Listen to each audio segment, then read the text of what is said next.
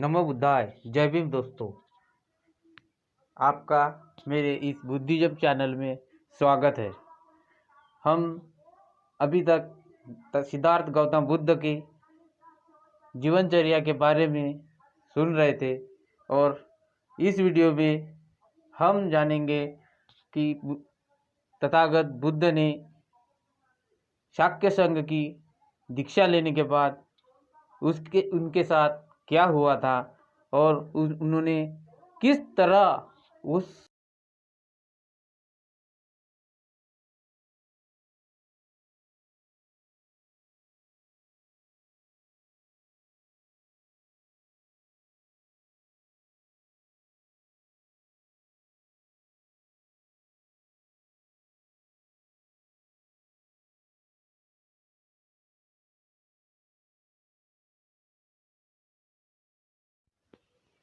शाक्य संघर्ष से कैसे संघर्ष किया था सिद्धार्थ।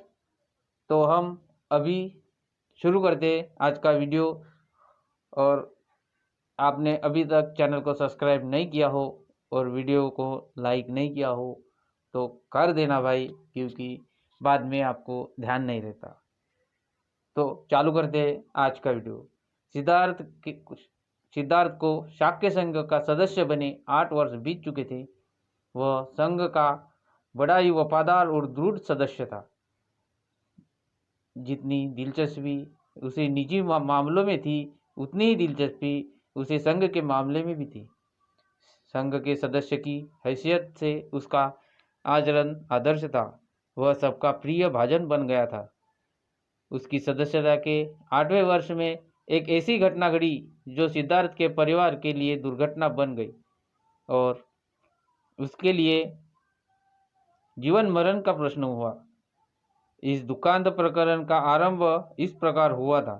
शाक्य के राज्य से सटा हुआ कोलियों का राज्य था। रोहिणी नदी दोनों राज्यों की विभाजक रेखा थी। शाक्य और कोलियो दोनों ही रोहिणी के नदी के पार अपने अपने खेत सींचते थे। हर फसल पर उनका आपस में विवाद होता था कि रोहिणी के जल का पहले और कितना उपयोग कौन करेगा। यह विवाद कभी कभी झगड़ों में परिणत हो जाता था। झगड़े लड़ाइयों में चले जाते थे।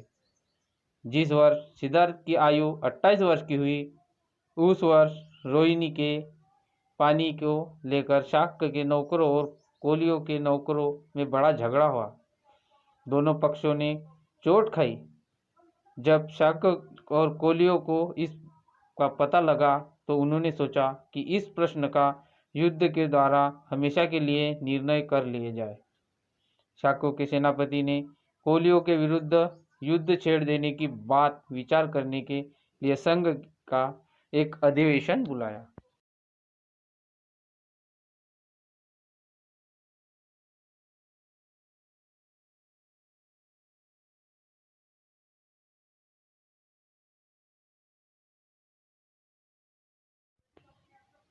संघ के सदस्यों को संबोधित करने सेनापति ने कहा, कोलियों ने हमारे लोगों पर आक्रमण किया। हमारे लोग को पीछे हट जाना पड़ा। कोलियों ने इससे पहले भी अनेक बार ऐसी आक्रामक कार्रवाई की है। हमने आज तक उन्हें सहन किया, लेकिन यह उसी तरह नहीं चल सकता। यह रुकना चाहिए और इसे रोकने के लिए एक ही तरीका है कि कोलियों के विरुद्ध युद्ध की घोषणा कर दिया जाए। मेरा प्रस्ताव है कि यह कोलियों के विरुद्ध युद्ध की घोषणा कर दी जाए। जो विरोध करना चाहे वो बोले। सिद्धार्थ गौतम अपने स्थान पर खड़ा हुआ, बोला, मैं इस प्रस्ताव का विरोध करता हूँ। युद्ध से कभी किसी समस्या का हल नहीं होता। युद्ध छेड़ देने पर हमारे उद्देश्य की पूर्ति नहीं होगी। इससे एक दूसरे युद्ध की बीजारोपण हो जाएगा। जो किसी की हत्या करता है उसे कोई दूसरा हत्या करने वाला मिल जाता है। जो किसी को लूटता है उसे कोई दूसरा लूटने वाला मिल जाता है। सिद्धार्थ गौतम ने अपनी बात जारी रखी। मुझे ऐसा लगता है कि शाक्य को कोलियों के विरुद्ध युद्ध छेड़ने में जल्दबाजी से काम नहीं लेना चाहिए।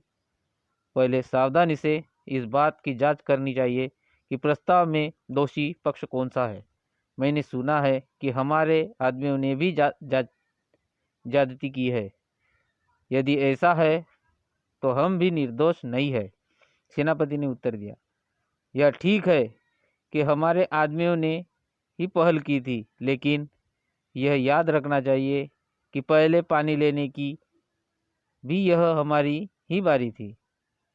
सिद्धार्थ गौतम ने कहा, इससे स्पष्ट है कि हम भी सर्वथा निर्दोष नहीं है।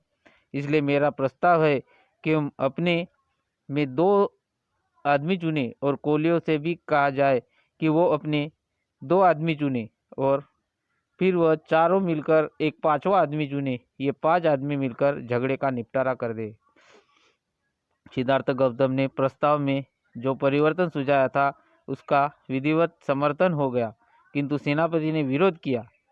कहा, मुझे निश्चय है कि जब तक कोलियों को कड़ा दंड नहीं मिल जाता तब तक उनका यह टंटा समाप्त नहीं होगा। प्रस्ताव और इसमें सुझाए हुए परिवर्तन पर मत लेने आवश्यक हो गए। पहले सिद्धार्थ के सुझाए परिवर्तन पर ही मत लिए गए। बहुत बहुमत से सिद्धार्थ का सुझाव अमान्य हो गया।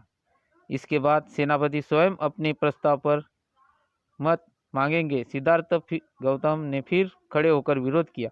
उसने कहा, मेरी प्रार्थना है कि संघ इस प्रस्ताव को स्वीकार ना करे। शाक्य और कोलियो निकट संबंधी है, परस्पर एक दूसरे का नाश करने में बुद्धिमानी नहीं है। सेनापति ने सिद्धार्थ गौतम की स्थापना का सर्वथा विरोध किया। उसने इस बात पर जोर दिया कि युद्ध में क्षत्रियों के लिए कोई अपना पराया नहीं होता। राज्यों के लिए उन्हें अपने सगे भाइयों से भी लड़ना चाहिए। ब्राह्मणों का धर्म है यज्ञ करना, क्षत्रियों का धर्म है युद्ध करना, वैश्य का धर्म है व्यापार करना और शूद्रों का धर्म है सेवा करना। हर किसी को अपना अपना धर्म निभाने में ही पुण्य है, यही शास्त्रों की आज्ञा है। सिद्धार्थ का उत्तर था, जहाँ तक मैं समझ सका हूँ, धर्म तो इस बात का हृदयंगम करने में ही है कि वैर से वैर कभी शांत नहीं होता, यह केवल अवैर से ही शांत हो सकता है। सेनापति बेसबर्न बोल हो उठा, इस दार्शनिक शास्त्र में पढ़ना बेकार है। स्पष्ट बात यह है कि सिद्धार्थ को मेरा प्रस्ताव अमान्य है। हम संघ का मत लेकर इसका निश्चय करें कि संघ का क्या विचार है। तदनुसार सेनापति ने अपने प्रस्ताव पर लोगों के मत मांगे। बड़े भारी बहुमत से प्रस्ताव पास हो गया। तो ये थी तथागत भगवान गौतम बुद्ध की संघ से संघर्ष करने की कहानी। तो ये कहानी आपको कैसी लगी ये आप कमेंट करके बता देना और वीडियो को लाइक करके चैनल को सब्सक्राइब कर देना। धन्यवाद।